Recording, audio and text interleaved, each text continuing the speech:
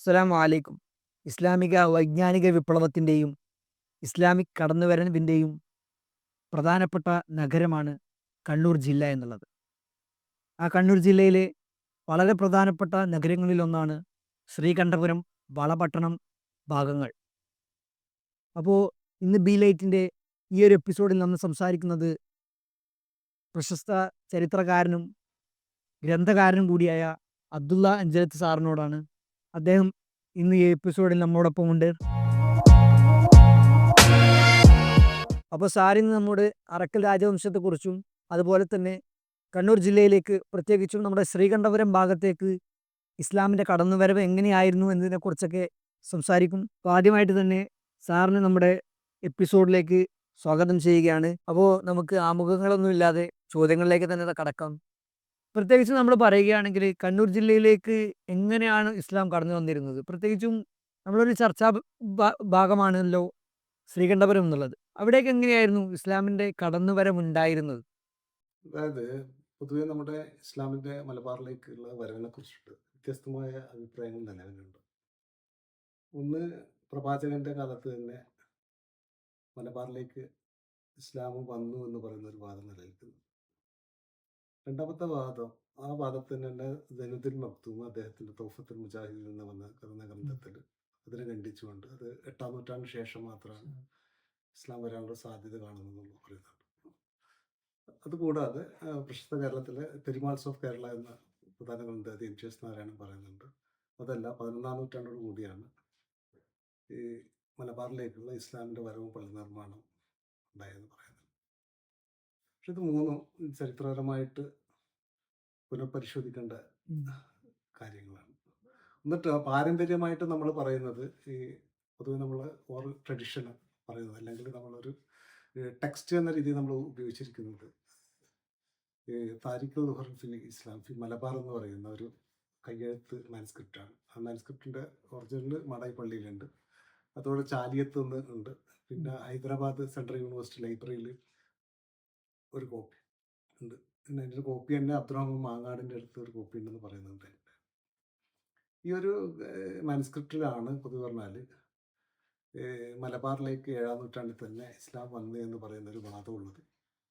അതിന് പ്രധാനമായിട്ടൊരു വാദം ഉന്നയിക്കുന്നത് ചേരമൻ പെരുമാൾ എന്ന് പറയുന്ന രാജാവ് തൻ്റെ രാജ്യമൊക്കെ നാടൊക്കെ വിഭജിച്ചു കൊടുത്ത് മക്കയിലേക്ക് പോയി ഇസ്ലാം മതം സ്വീകരിച്ച് പ്രവാചകന്റെ കാലത്ത് പ്രവാചകൻ തന്നെ ഖലീമ ചൊല്ലി ഇസ്ലാം മതം സ്വീകരിച്ച് തിരിച്ചു വരുന്ന വഴിയിൽ ഷഹർ മക്കയിൽ വെച്ചിട്ട് അദ്ദേഹം മരണപ്പെടുകയും അങ്ങനെ മാലിക് ബിൻ ദിനാർ, മാലിക് ബിൻ ഹബീബ് അദ്ദേഹത്തിൻ്റെ കുടുംബങ്ങളെല്ലാം കൂടിയിട്ട് മലബാറിലേക്ക് വന്ന് 10 പള്ളി ഉണ്ടാക്കി എന്ന് പറയുന്നുണ്ട്. ഈ 10 പള്ളിയിൽ പ്രധാനപ്പെട്ട ഒന്നാണ് ശ്രീകണ്ഠപുരം പള്ളി.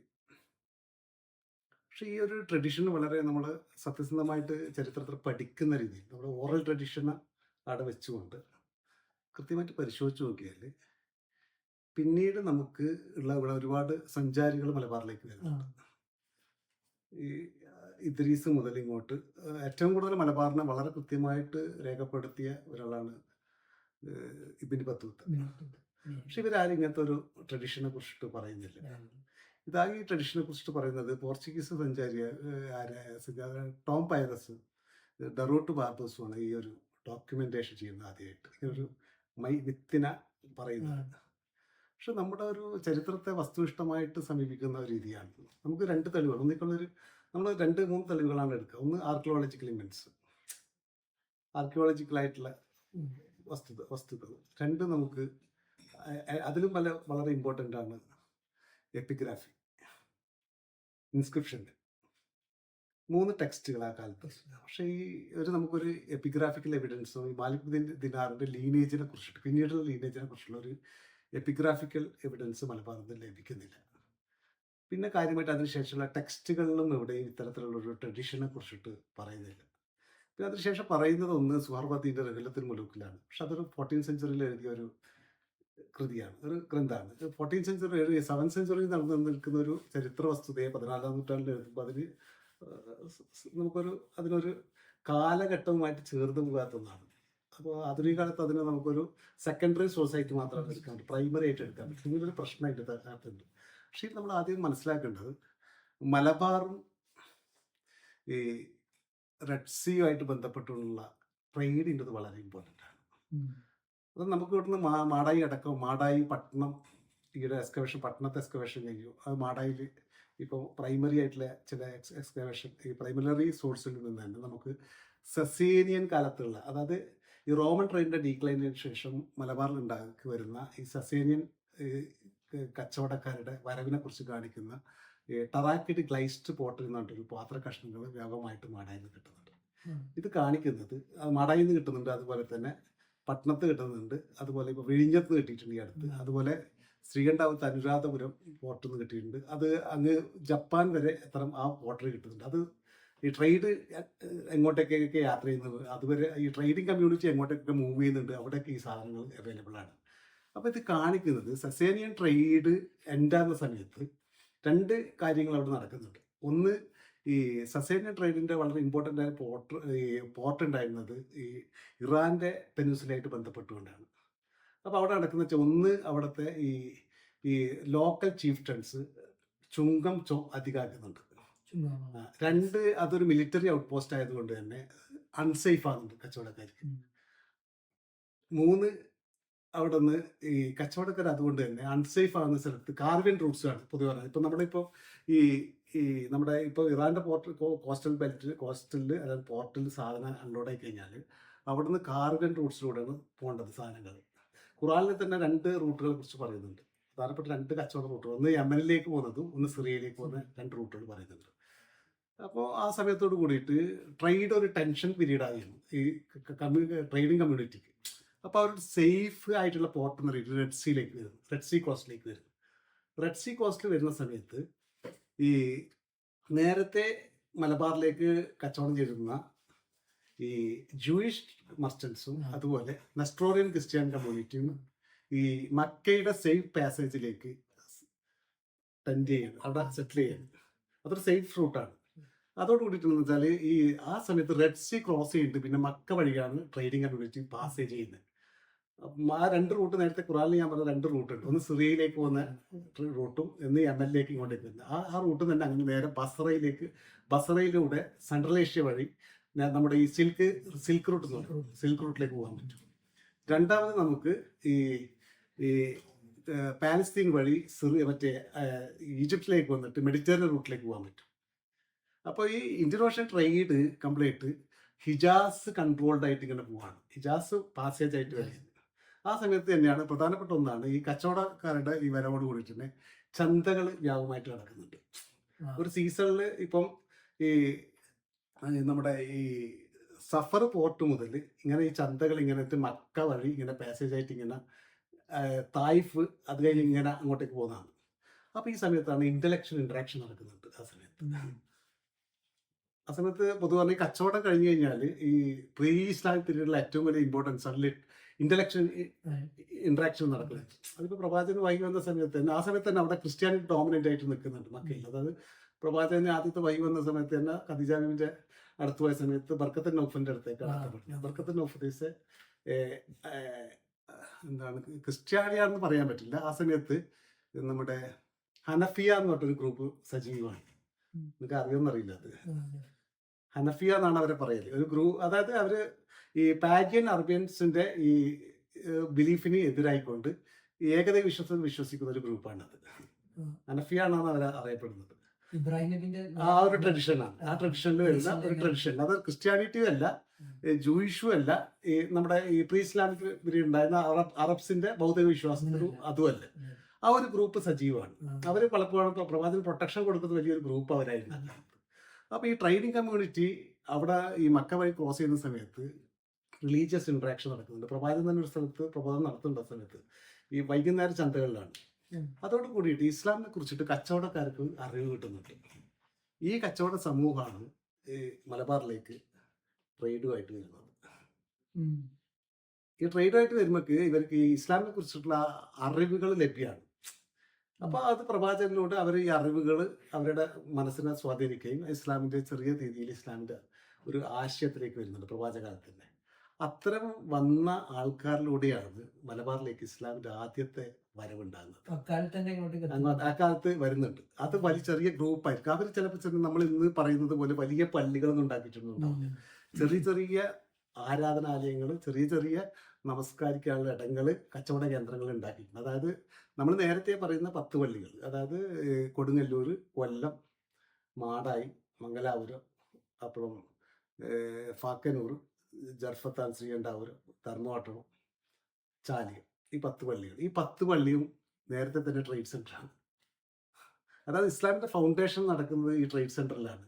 കച്ചവടക്കാരിലൂടെ സാധനത്തിന്റെ കൈമാറ്റത്തോടൊപ്പം തന്നെ ഒരു സംസ്കാരത്തിന്റെ വിനിമയമാണ് ഇവിടെ നടക്കുന്നത്. ഇതിൽ കടൽ ഭയങ്കര ഇമ്പോർട്ടൻ്റ് ആണ്. നമ്മൾ അപ്പോൾ പിന്നെ അവിടെ ശരിക്കും പറഞ്ഞാൽ നമ്മൾ ഈ ഒരു രാജാവിന്റെ മതം മാറിയത് കൊണ്ട് അദ്ദേഹത്തിന്റെ സ്വാധീനം കൊണ്ടാണ് ഇസ്ലാം ഇവിടെ വന്നതെന്ന് പറയേണ്ട ആവശ്യം കിടക്കുന്നില്ല ശരിക്കും പറഞ്ഞാൽ. പിന്നീടായിരിക്കണം ഈ മാലിക് ദിനാറും സംഘവും മലബാറിലേക്ക് വരുന്നത്. അത് അദ്ദേഹത്തിന്റെ ലീനേജ് കിടക്കുന്നത് അസദ് ട്രൈബിന്റെ അവരൊരു Asad tribe is the king of Arabia എന്നിട്ടൊരു പുസ്തകമുണ്ട്, വലിയ ഒരു പഠനമുണ്ട്. അത് അസദ് ട്രൈബിനെ കുറിച്ച് മാത്രം. അത് ഈ അസദ് ട്രൈബ് പ്രീ ഇസ്ലാം പീരീഡ് മുതൽ ഹിജാസ് നിന്ന് നമ്മുടെ ബസറ, അതുപോലെ തന്നെ ഈ കരീമി, അത്തരത്തിൽ പിന്നെ ഈ സൗത്ത് അറേബ്യ വളരെ ഇമ്പോർട്ടൻറ്റ് ഇസ്ലാമിൻ്റെ പൊട്ടൻഷ്യൽ ഏരിയ. സൗത്ത് അറേബ്യയിലേക്ക് ഒരു ലീനേജ് ഉണ്ടാകും. അത് ഈ പിരിപത്വത്തിന്റെ രഹനയിൽ പറയുന്നുണ്ട്. ഈ സൗത്ത് അറേബ്യയിൽ അവസാനം ഉണ്ടാകാൻ ഒമാനിലെ രാജാവിനെ കുറിച്ച് പറയുമ്പോൾ അദ്ദേഹം അസദ് ട്രൈബിൽപ്പെട്ടാന്ന് പറയുന്നുണ്ട്.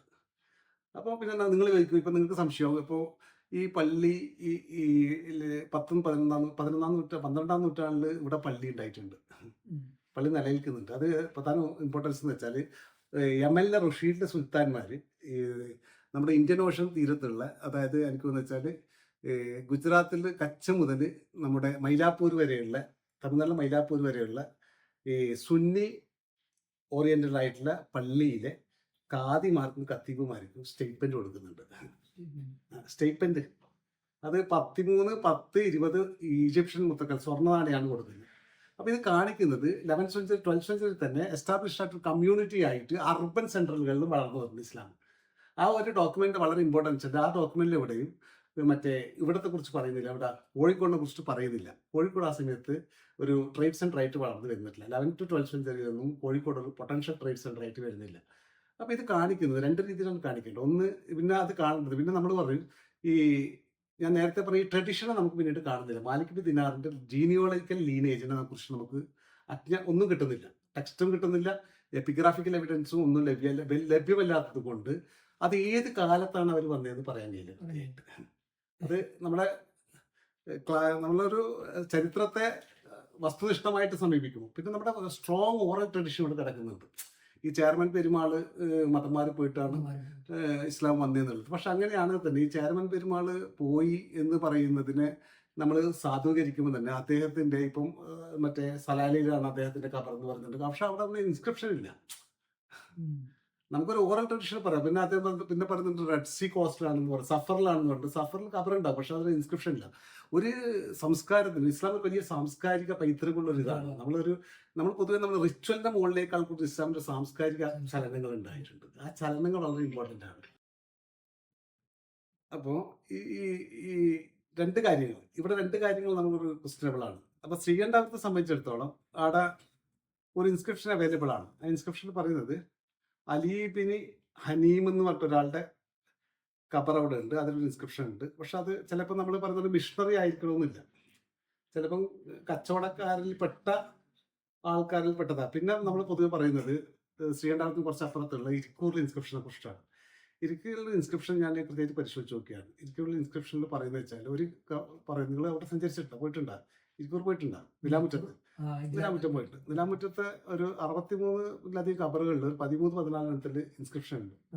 ആ ഇൻസ്ക്രിപ്ഷനിൽ നമ്മുടെ മെയിനായിട്ട് പോകുന്ന ഒരു നമ്മൾ വളരെ പവിത്രമായിട്ട് കാണുന്ന ഇത്, അവിടെ ഒരു ഇൻസ്ക്രിപ്ഷനിൽ പറയുന്നത് ഈ ഖബറിൽ അന്ത്യവിശ്രമം കൊള്ളുന്നത് സുൽത്താൻ എന്നാണ്. സുൽത്താൻ എന്ന് വെച്ചാൽ നമ്മൾ രാജാവ് എന്ന അർത്ഥത്തിലല്ല കാണേണ്ടത്, അത് ട്രൈബിംഗ് കമ്മ്യൂണിറ്റിന്റെ ലീഡർ എന്ന രീതിയിലാണ് കാണേണ്ടത്. രണ്ടാമത്തെ ഒരു ഖബറിലുള്ളത് വെച്ചാൽ ഈ ഖബറിൽ ഒരു കുട്ടിയെ കൂടി അടക്കം ചെയ്യപ്പെട്ടിട്ടുണ്ടെന്നാണ്.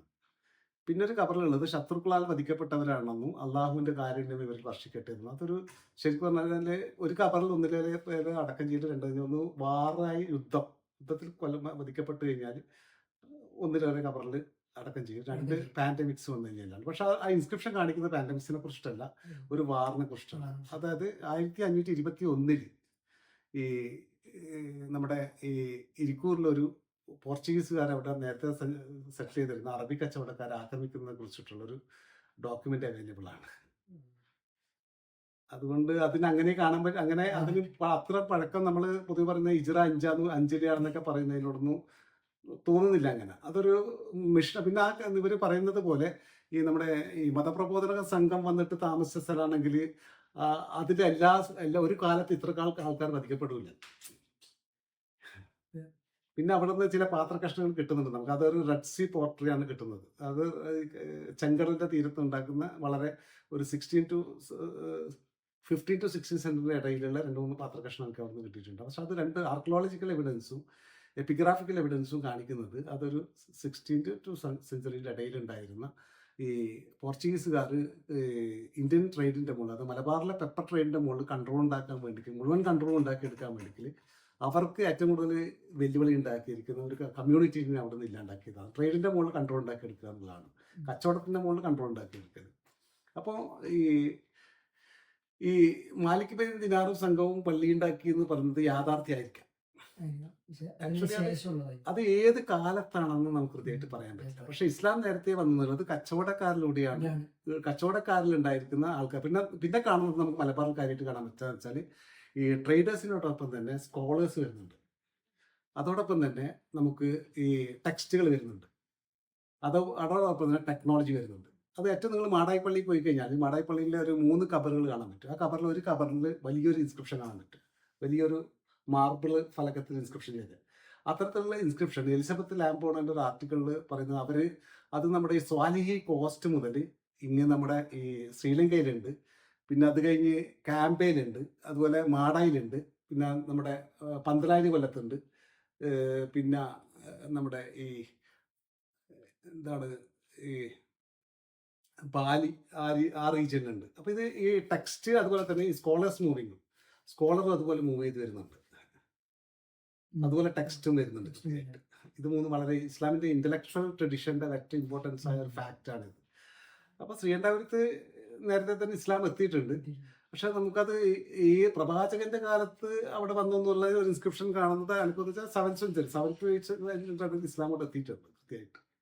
അതിന് മുമ്പ് നമുക്ക് പറയാൻ പറ്റുന്ന ഡോക്യുമെന്ററി എവിഡൻസ് ഇല്ല. മറ്റത് നമ്മുടെ ഒരു ഓറൽ ട്രഡിഷൻ പറയും. പിന്നെ ചില ആളൊക്കെ പറഞ്ഞു വെച്ചാൽ ഇവർ വരുന്ന സമയത്ത് സമ്പത്തൊന്നും ഉണ്ടായിട്ടില്ല, അങ്ങനെ വന്ന സമയത്ത് അതൊരു ആ സമയത്ത് ഇക്യുമുലേഷൻ ക്യാപിറ്റൽ ആ സമയത്ത് ഇന്റർനാഷണൽ ട്രേഡിന്റെ മുഴുവൻ കൺട്രോളും അറബ്സിന്റെ കയ്യിലാണ്.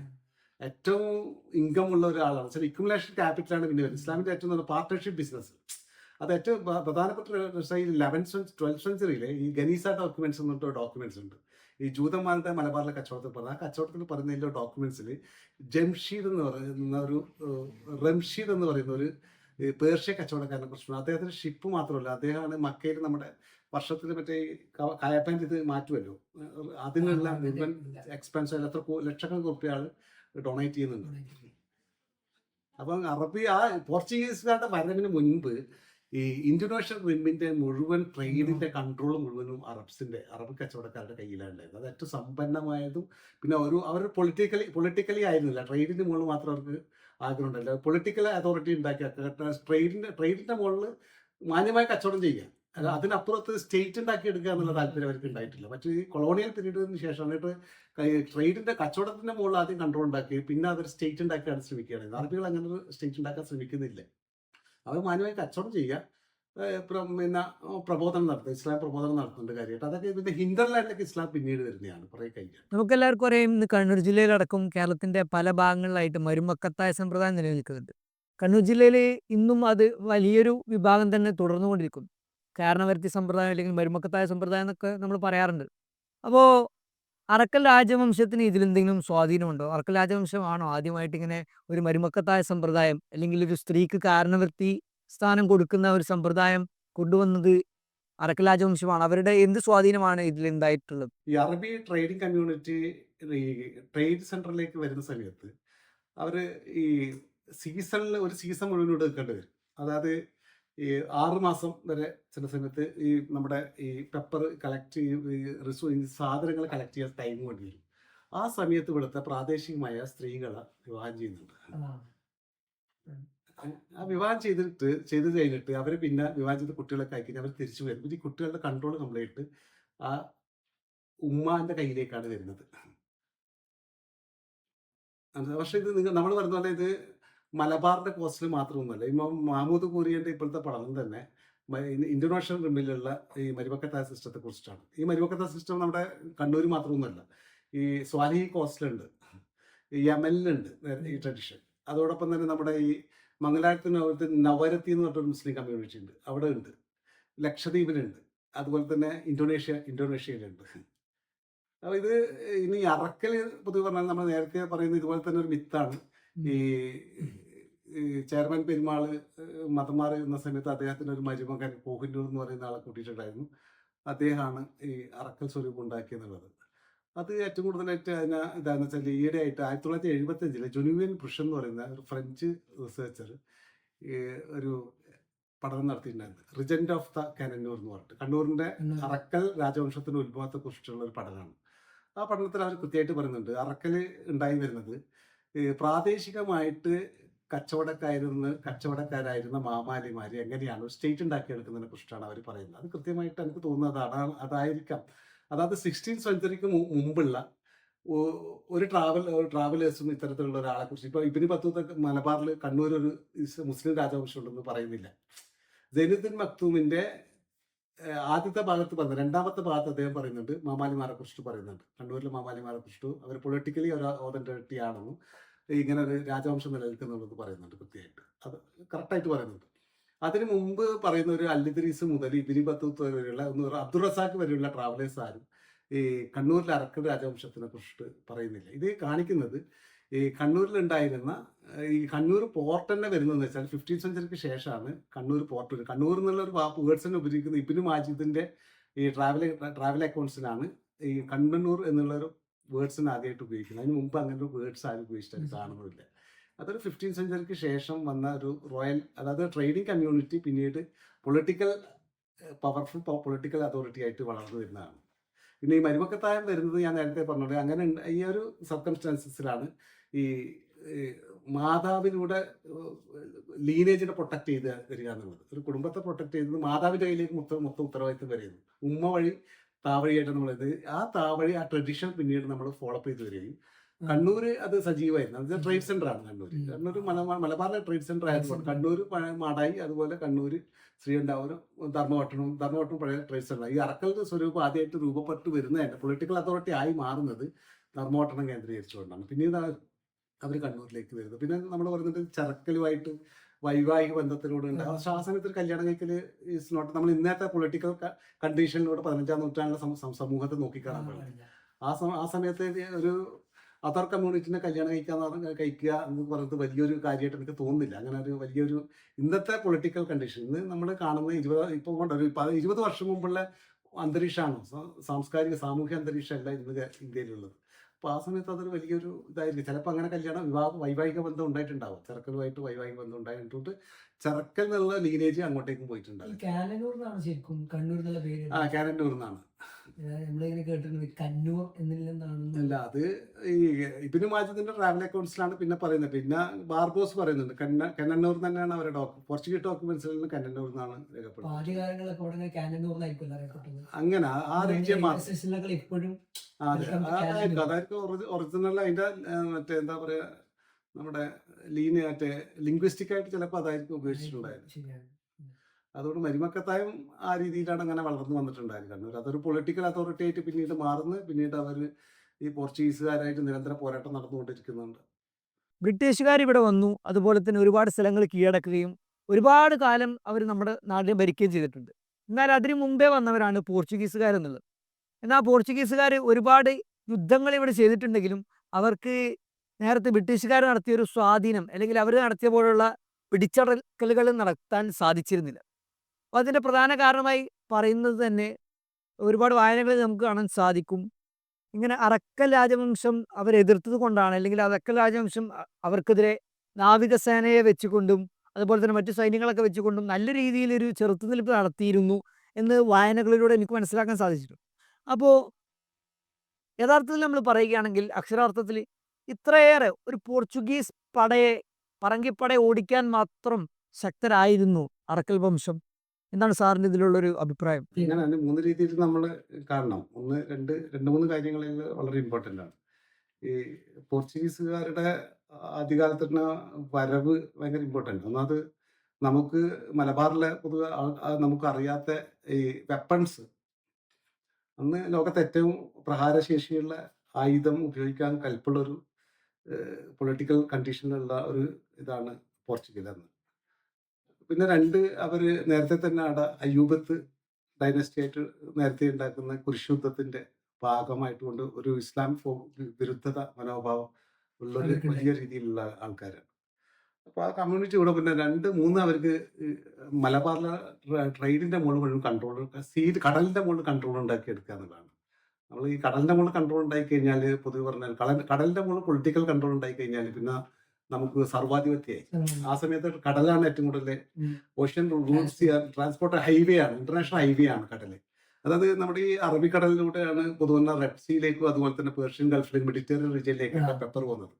അപ്പൊ ഇവരെ സംബന്ധിച്ച് 2 കാര്യങ്ങൾ ഇമ്പോർട്ടന്റ് ആണ്. ഒന്ന്, ഇവിടെ നേരത്തെ സെറ്റ് ചെയ്തിരിക്കുന്ന ഈ പെപ്പർ ട്രേഡിന്റെ മുകളിൽ കൺട്രോൾ ഉണ്ടാക്കുന്ന അറബ്സിനെ മുഴുവൻ ഇവിടെ നിന്ന് ഇല്ലാണ്ടാക്കി. അത് അവർ സാമുദ്രിട്ട് വന്ന പോലെ തന്നെ അറബികളായിട്ടുള്ള കച്ചവടം നിർത്തണമെന്നാണ് പറയുന്നത്. അവർ ആദ്യത്തെ റിക്വസ്റ്റ് അതാണ്. 2, അവരെ സംബന്ധിച്ചിടത്തോളം ഈ ട്രേഡിനെ കൺട്രോൾ ചെയ്യണമെങ്കിൽ പൊളിറ്റിക്കൽ കൺട്രോൾ വേണം. പൊളിറ്റിക്കൽ കൺട്രോൾ ഉണ്ടായി കഴിഞ്ഞാൽ മാത്രമാണ്, അതുകൊണ്ടാണ് അവർ കോട്ടകൾ കെട്ടിയിട്ട് സംരക്ഷിക്കുന്നത്. അവർക്ക് കച്ചവടം മാത്രം നേരത്തെ അറബികളുടെ 7-ാം നൂറ്റാണ്ട് കണ്ടിന്യൂ ആയിട്ട് 15-ാം നൂറ്റാണ്ട് വരെ കച്ചവടം ചെയ്യുന്നത്. അറബികൾ എവിടെയും കോട്ടകൾ കെട്ടിയിട്ടൊന്നും ഇതായിട്ടില്ല. അവരെ സ്റ്റേറ്റ് തന്നെയാണ്. ഇപ്പം അറബികളെ നമ്മൾ നോക്കിക്കഴിഞ്ഞാൽ ഈ ഷഹബന്ദർ എന്ന് പറഞ്ഞൊരു ആൾക്കാരെ അപ്പോയിന്റ്മെന്റ് ചെയ്യുന്നുണ്ട് സ്റ്റേറ്റ്. അതായത് മാടായിൽ, അത് ഇപ്പൊ ഞാൻ പറഞ്ഞ താരീഖ് തോറിൽ പറയുന്നുണ്ട് ഷഹബന്ദർമാരെ കുറിച്ച്. ഷഹബന്ദർമാരുടെ ഫംഗ്ഷൻ എന്ന് വെച്ചാൽ ഈ നമ്മുടെ കച്ചവടക്കാർ ഇവിടത്തേക്ക് വന്നു കഴിഞ്ഞാൽ അവർക്ക് ഇവിടെ താമസിക്കാനുള്ള സൗകര്യം കൊടുക്കുക, അവരുടെ സാധനങ്ങൾ വിറ്റഴിക്കാനുള്ള സൗകര്യം ഉണ്ടാക്കി കൊടുക്കുക, അവരുടെ സാധനത്തിന് പ്രൊട്ടക്ഷൻ ചെയ്ത് കൊടുക്കുക. ഇതൊക്കെ ഈ പിന്നെ സ്റ്റേറ്റിനുള്ള നികുതി പിരിച്ചു കൊടുക്കുക. മുഴുവനായിട്ട് ഉത്തരവാദിത്തം ഇവരുടെ കയ്യിലാണ്. അപ്പോൾ ആ രീതിയിൽ ഉണ്ടായ സമയം അവർ പൊളിറ്റിക്കൽ കൺട്രോൾ ഉണ്ടാക്കി എടുക്കുന്നില്ല. സ്റ്റേറ്റ് അവരെ ഏൽപ്പിക്കുന്നുണ്ട്. സ്റ്റേറ്റിന്റെ മുകളിലേക്ക് അവർ കൺട്രോൾ ഉണ്ടാക്കി എടുക്കാനാകുന്നില്ല. അവർ ട്രേഡ് ചെയ്യുന്നു, കച്ചവടം ചെയ്യുന്നു. കച്ചവടത്തിന്റെ ലാഭം, ചുങ്കം എത്തുള്ള ചുങ്കം കൃത്യമായിട്ട് സ്റ്റേറ്റിന് കൊടുക്കുന്നു. സ്റ്റേറ്റ് അത്രമാത്രം അവർ വിശ്വസിക്കുന്നു. അല്ലാണ്ട് അതിന്റെ മുകളിൽ, ട്രേഡിന്റെ മുകളിൽ പൊളിറ്റിക്കൽ കൺട്രോൾ ഉണ്ടാക്കി എടുക്കാനോ, അതായത് ട്രേഡിന്റെ കൺട്രോൾ നിന്ന് ഓഷ്യന്റെ മുകളിൽ പൊളിറ്റിക്കൽ കൺട്രോൾ ഉണ്ടാക്കാനോ അറബികൾ ശ്രമിക്കുന്നില്ല. പക്ഷെ പോർച്ചുഗീസുകാർ നേരെ 2 കാര്യങ്ങൾ. ഒന്ന്, അവർക്ക് മനസ്സിലായി പെപ്പർ ട്രേഡിന്റെ മുകളിൽ കൺട്രോൾ ഉണ്ടാക്കി എടുക്കുന്നുണ്ടെങ്കിൽ കടലിന്റെ മുകളിൽ കൺട്രോൾ ഉണ്ടാക്കി എടുക്കണം. കടലിന്റെ മുകളിൽ കൺട്രോൾ ഉണ്ടാക്കി കഴിഞ്ഞാൽ അവർക്ക് പ്രോഫിറ്റ് കൂടണം. അപ്പൊ എന്താക്കുന്ന വെച്ചാൽ ഈ ആ സമയത്തും അറബ് മർച്ചൻസ് കുറെ ആൾക്കാർ തിരിച്ചു പോകുന്ന സമയത്തും ഈ കരീമി മർച്ചൻസ് ഗ്രൂപ്പ് സജീവമായിട്ട് നിൽക്കുന്നുണ്ട്. ഈ കരീമി മർച്ചൻസ് ഗ്രൂപ്പിനെയും കൂടി ഇല്ലാണ്ടാക്കി കഴിഞ്ഞാൽ മാത്രമാണ് ആ സമയത്ത് അവർക്ക് ഹ്യൂജ് പ്രോഫിറ്റ് കിട്ടണമെങ്കിൽ ഈ കരീമി മർച്ചൻസ് ഗ്രൂപ്പിലൂടെ റെഡ് സീയിലേക്ക് എത്തുന്ന ഈ സാധനങ്ങൾ, പെപ്പർ, ഈ നമ്മുടെ എന്താണ്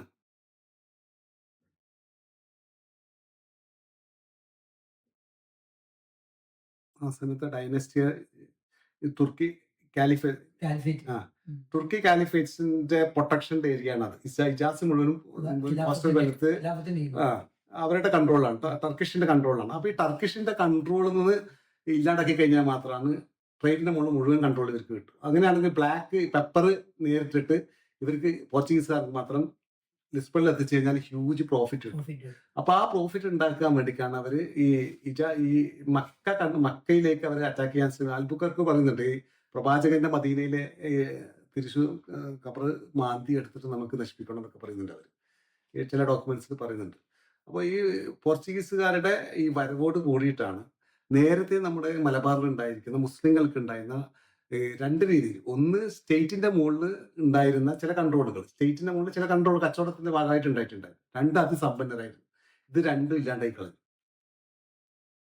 പോർച്ചുഗീസുകാരുടെ വരവോട് കൂടിയിട്ട് മുസ്ലിങ്ങളുടെ എക്കണോമിക്കലി ഒരു ബാക്ക്വേർഡ് കമ്മ്യൂണിറ്റി ആയിട്ട് മാറിയിട്ടുണ്ട്.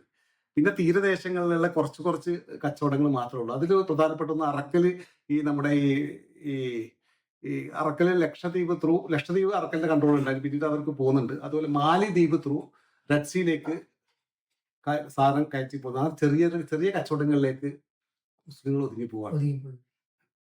അപ്പോൾ പോർച്ചുഗീസുകാർ വന്നതിന് ശേഷം തീരെ മുസ്ലിങ്ങൾക്ക് അവിടെ ഒരു അത് അറക്കലിന്റെ ഒന്ന് അതിന്റെ പറയുന്നത് വെച്ചാല് അറക്കലിന്റെ ബലിയാസ് എന്ന് പറയുന്ന ഒരാളെ കുറിച്ച് ഡോക്യുമെന്റ് പറയുന്നുണ്ട്. അദ്ദേഹം ഈ പോർച്ചുഗീസുകാർക്കെതിരായിട്ട് വലിയ സമരങ്ങൾ നടത്തുന്നുണ്ട്.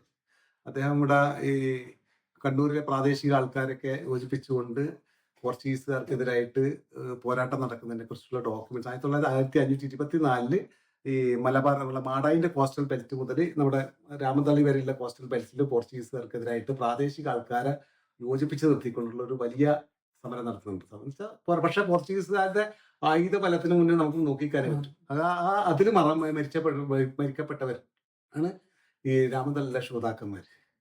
കണ്ണൂർ ജില്ലയെക്കുറിച്ചും അതുപോലെ തന്നെ അതിൻ്റെ ചരിത്ര പ്രാധാന്യമുള്ള ഇസ്ലാമിക് കടന്നുവരവിനെക്കുറിച്ചും പ്രത്യേകിച്ചും അറക്കൽ രാജവംശത്തെക്കുറിച്ചും വളരെ ഡീറ്റെയിൽഡ് ആയിട്ടുകൊണ്ട് സാറ് നമ്മോട് സംസാരിച്ചു.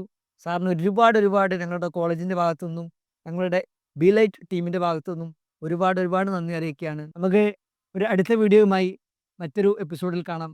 നിർത്തുന്നു. നന്ദി. അസ്സലാമു അലൈക്കും.